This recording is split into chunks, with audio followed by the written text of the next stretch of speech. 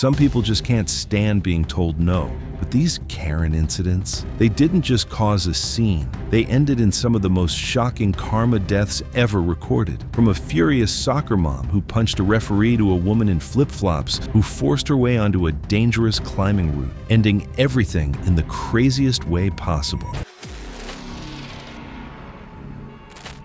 It was October 17, 2021, in Cedar Rapids, Iowa, where families gathered at a local sports complex for a regional high school soccer semifinal. Parents lined the sidelines as coaches and volunteers watched a match tied until the final minute. A few spectators quietly began recording because one parent had already spent much of the afternoon arguing with officials. That parent was Narcissa Hunziker, a 46-year-old owner of a successful landscaping company. Around local youth leagues, many coaches already knew her for confronting referees whenever calls went against her 16-year-old son's team. Officiating the match was 18-year-old Ethan Morris, a certified high school referee trusted to enforce league rules fairly. Earlier that afternoon, Ethan's 21-year-old brother Tyler had dropped him off before driving less than 5 minutes away to a nearby boxing gym. Tournament staff repeatedly warned Narcissa to stop yelling toward the field, but she ignored every one of them. Then, with only seconds remaining, Ethan correctly ruled that what looked like the tying goal had come from an offside position. The goal was disallowed, and the final whistle ended her son's season. Watching youth sports, I've learned that bad calls are part of the game. What still catches me off guard is how often it's the adults, not the kids, who lose control first. Instead of leaving with everyone else, Narcissa rushed straight onto the field. She pointed at Ethan and blamed him for ending her son's season. Before nearby coaches could fully step between them, she drove her right fist into the left side of Ethan's jaw. His head snapped sideways, and he stumbled back several steps before coaches caught him and moved him to safety. Staff escorted Narcissa away from the field toward the parking area, but she refused to leave. She stayed beside the first row of parked cars near the raised concrete curb separating the sidewalk from the parking spaces, still demanding that the result be changed while families waited for police to arrive. At the boxing gym, Tyler received a call from another parent saying Ethan had been assaulted. He immediately turned around and drove back to the sports complex. After checking that his younger brother was safe, Tyler asked those nearby why anyone would attack a teenage referee. Overhearing Tyler defend Ethan, Narcissa turned toward him, still furious over the referee's decision and unwilling to let the confrontation end. Before anyone could answer, Narcissa marched toward him. She raised her arm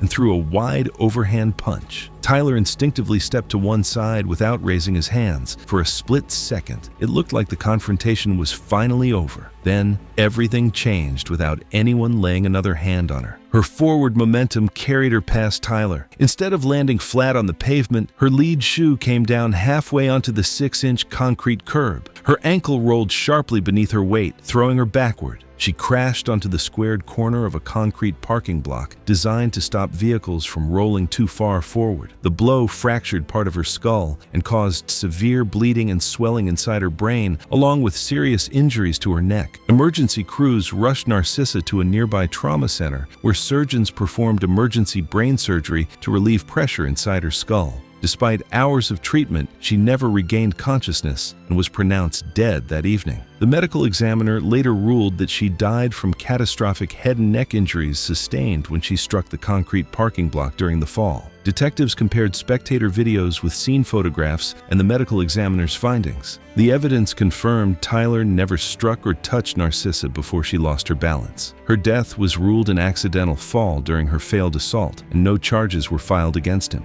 The incident quickly spread through local youth sports organizations, prompting many leagues to strengthen referee security and remind parents that abusing officials could have serious consequences. Looking back, that's the part that stays with me. The referee's decision lasted only a few seconds, but the anger it sparked changed several lives forever. In the next story, a long-running property dispute spills into a funeral, turning a moment of remembrance into another shocking tragedy. It was April 8, 2018, in Lexington, Kentucky, where relatives gathered beneath a gray morning sky for a funeral service at a quiet cemetery. Fresh flowers surrounded the casket as family members from several states gathered for a final farewell. Near the edge of the service, one woman arrived carrying a folder of survey maps and legal papers instead of flowers. That woman was Lydia Van Winkle, a 54-year-old owner of several rental properties. For nearly 5 years, she had argued with her neighbor David Chester over a disputed property line. Court filings and survey markers had turned a neighborhood disagreement into a long legal battle. David, now 58, was a retired correctional officer who had spent the morning greeting relatives before preparing to bury his wife after a lengthy illness. Several neighbors quietly worried Lydia might appear, because previous confrontations between the two had become well known. She remained near the back of the gathering while the service continued. As people prepared to move toward the gravesite, Lydia walked forward carrying the same papers she had brought with her. Instead of offering condolences, she demanded that David settle the property dispute immediately. I honestly couldn't believe she picked that moment. I've seen people carry grudges for years, but bringing one into the middle of a funeral is something I'll probably never understand. David tried to end the conversation without raising his voice. Other relatives gently encouraged Lydia to leave so the burial could continue peacefully. She ignored every request and kept pressing the issue. The atmosphere changed the moment Lydia reached the memorial display. She swept several framed photographs from a nearby table. Glass scattered across the walkway and flowers fell to the ground. When David stepped in to stop more damage, Lydia shoved him hard enough that his shoulder struck a granite headstone. Family members rushed between them, hoping the confrontation would finally end. Instead, it grew worse. David backed away toward a row of headstones with mourners standing only a few feet behind him. Having little room to retreat, he drew the handgun he was legally licensed to carry and held it pointed downward while ordering Lydia to stay back. I'll admit, seeing a gun come out at a funeral feels extreme, but with Lydia refusing to stop after everything that had already happened, I can understand why David wanted anything to finally end the confrontation. Lydia saw the handgun and simply didn't care. She kept moving. Rather than creating distance, Lydia rushed forward and grabbed David's gun hand with both hands. He pulled backward, trying to keep the muzzle pointed away from the people gathered around them as both struggled for control of the weapon. As their hands twisted the pistol sideways, the muzzle briefly turned toward Lydia's upper body. A single shot rang out. The bullet entered the upper part of her chest, causing catastrophic internal injuries before exiting near her shoulder. She collapsed beside the open gravesite. Several mourners immediately began CPR, while others called emergency services and guided family members away from the scene. Lydia was transported to a trauma hospital as paramedics worked to keep her alive during the trip. Surgeons attempted to repair the extensive damage caused by the gunshot, but the internal bleeding proved impossible to control. She died later that day. Following the required forensic examination, the county medical examiner concluded that the fatal wound had been sustained during the struggle over David's handgun. Detectives compared witness statements with cell phone videos from relatives, and the evidence confirmed the handgun discharged while Lydia was trying to take control of it. Investigators ruled David's actions lawful, and no charges were filed. Later that afternoon, close family members quietly returned to complete the burial. For many, the day became remembered less for the farewell than for how a long-running dispute overshadowed it. Some funeral homes later encouraged families to warn staff in advance if ongoing conflicts might disrupt a service. The next story follows another woman who thinks the rules don't apply to her. During a charity paintball tournament, one reckless decision quickly turns into tragedy.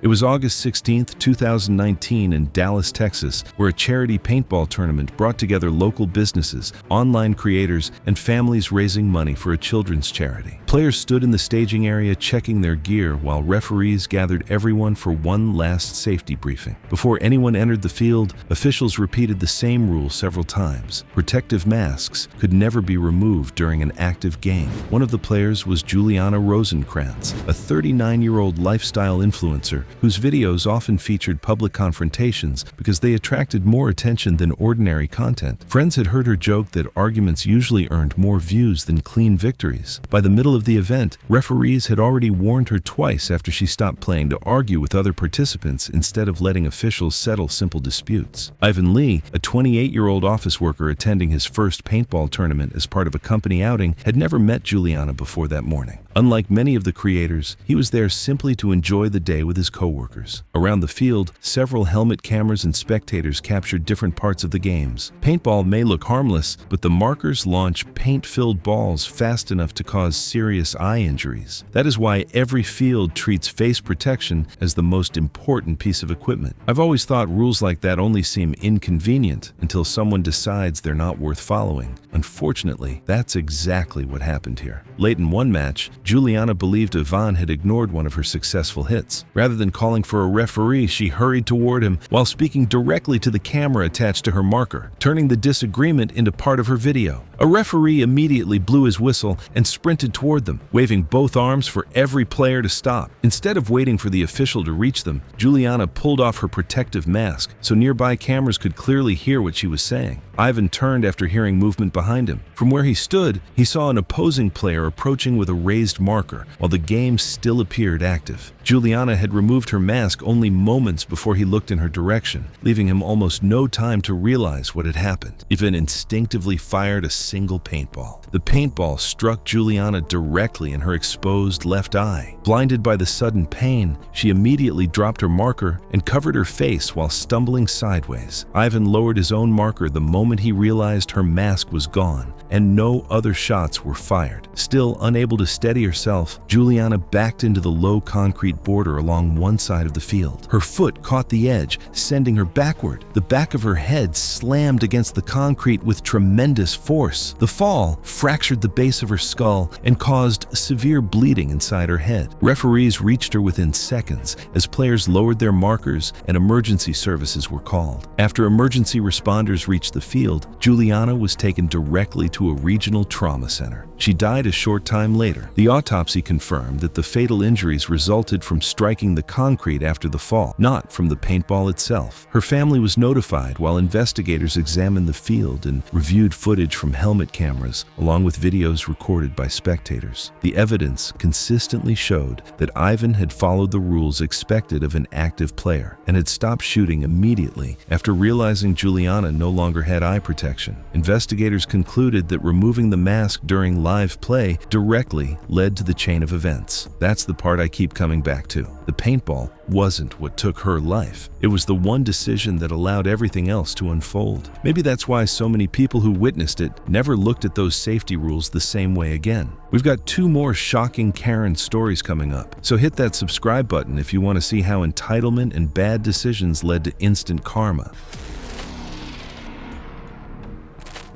It was June 26, 2017, in St. Louis, Missouri, where visitors spent the afternoon walking through a butterfly conservatory filled with tropical plants and colorful butterflies. Near the back of the building, rare butterflies rested inside propagation rooms that were still closed to visitors. A nearby service hallway had been blocked with bright warning signs and temporary barriers because maintenance crews were repairing a large insulated door that kept the warm, humid air inside the breeding area. Carol Clatterbuck, a 51-year-old woman who loved collecting exclusive travel photos, had come hoping to photograph those rare butterflies before anyone else could. Friends knew she always wanted access to places other visitors couldn't enter. That habit had also earned her a reputation for arguing with employees whenever she was told an area was off limits. Staff explained the butterflies would be moved into the public exhibit in a few days. Carol insisted paying visitors deserved access to every part of the conservatory. When an employee politely asked her to remain behind the barriers, Carol became openly argumentative. She mocked the employee's authority, pointed at the name badge while threatening to report the staff to management, and accused the conservatory of deliberately keeping the rare butterflies away from paying visitors. The confrontation grew loud enough that nearby families stopped walking to watch, while one visitor quietly began recording on a phone. That argument tells me a lot about what was driving Carol. Once someone becomes more determined to prove they can't be told no than to listen, even a restricted hallway starts looking like something to challenge instead of something to avoid. The restricted hallway wasn't closed to hide the butterflies. It was closed because technicians were repairing the heavy climate-controlled door protecting the propagation rooms. Workers briefly moved one barrier aside to roll equipment through the hallway. Ignoring repeated instructions to stay back, Carol deliberately slipped through the temporary opening before staff could move move the barrier into place again. She brushed off the employees' attempts to stop her and continued toward the restricted corridor, despite being told it was an active maintenance area. Inside the narrow hallway, the steady hum of the climate system echoed off the walls. Only a few feet away, delicate butterflies rested quietly inside screened enclosures. Carol lifted her phone and started taking photographs. A maintenance supervisor was inside the propagation room, completing the final inspection. With the insulated door blocking his view and hearing protection covering his ears, he never heard the warning outside. Another technician rounded the corner carrying his toolbox and immediately spotted Carol. He waved both arms, yelled for her to stop, and ran toward her. Carol briefly looked toward the technician, but chose to keep photographing the butterflies instead of leaving immediately. Only after realizing he was nearly beside her did she turn toward the doorway, attempting to slip through before he could reach her. The sad part is that she finally tried to leave, but by then, the maintenance work everyone had been warning her about was already continuing. The maintenance supervisor activated the final door test. During that brief inspection, the normal automatic safety feature had been temporarily disabled under the approved maintenance procedure, so the repaired hydraulic system could be checked. A warning tone sounded. The heavy insulated metal door continued closing. Carol tried squeezing through the gap, but the opening narrowed faster than she expected. The several hundred-pound door trapped her chest and upper abdomen against the reinforced steel frame. The crushing force broke her breastbone, shattered several ribs, collapsed both lungs, and caused catastrophic internal injuries. The reverse control was activated immediately as the other technician reached the doorway seconds later. The door opened almost at once, but the injuries had already become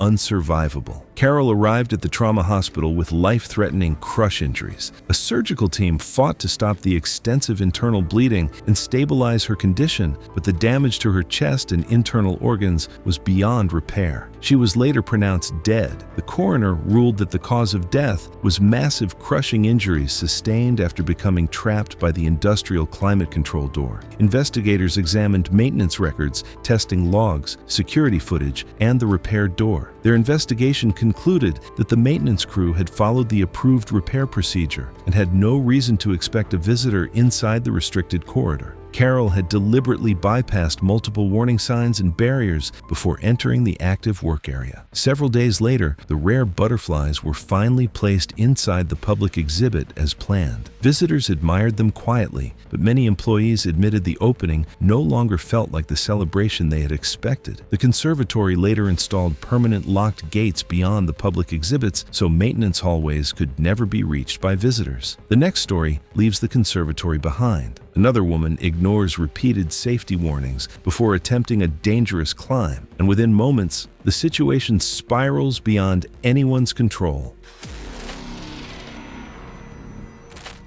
It was September 23, 2022, in Ouray, Colorado, where a group of coworkers gathered at the base of a beginner-friendly Via Ferrata climbing route during a company retreat. Guides lined everyone up for a safety check before the climb began, making sure every person had the right equipment. The rule they repeated most often was simple: helmets, harnesses, and proper hiking shoes were all required before anyone could enter the route. Tammy Treadway, a 44-year-old office manager, had signed up for the climb with her coworkers. She often described herself as an experienced hiker, even though she had never completed a Via Ferrata course. Earlier that morning, staff had already fitted her with a rental helmet, harness, and safety lanyards before lead guide Ryan Sensenig, a 34-year-old climbing instructor, noticed she was wearing rubber flip-flops. Ryan immediately stopped the check and explained that she could not climb without proper footwear. Tammy argued the route was meant for beginners and insisted the shoe rule existed only to pressure visitors